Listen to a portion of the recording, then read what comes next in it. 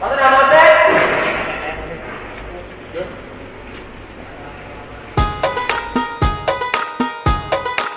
Rồi, nghỉ chơi đã.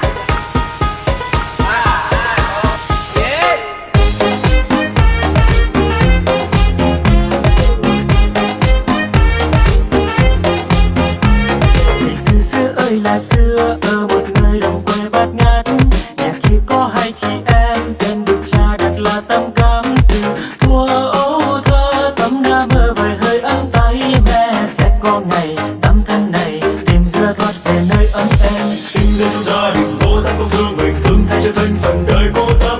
Vui chơi hay xa nhà, sống chơi hay la cả, không quan tâm ai, trời ơi con cá. Lừa Tâm lấy hết cá tôm, một mình cắm ấp ôm chuyến không về nhà. Tâm ơi chớ lo, hạnh phúc sẽ đến với người thật thà. Ôi ya ya ya ya ya, ôi ya ya ya ya ya, ôi ya ya ya ya ya, ôi ya ya ya ya ya.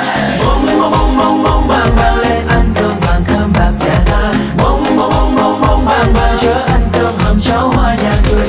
Bông bông bông bông bông bang bang lên ăn cơm bạc nhà ta. Bông bông bông bông bông bang bang chớ ăn cơm hầm cháo hoa nhà người.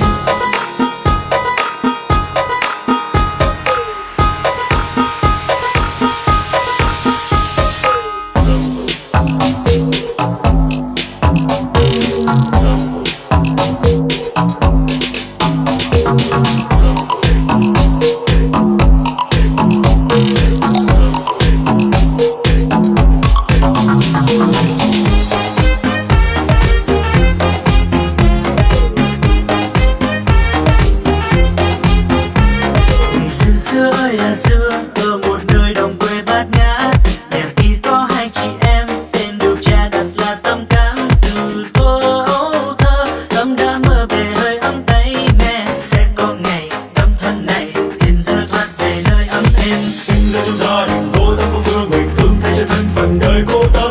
Vui chơi hay xa nhà, sống chơi hay la cả, không quan tâm ai, trời ơi con cá. Lừa Tâm lấy hết cá tôm, một mình cắm ấp ôm trên không về nhà.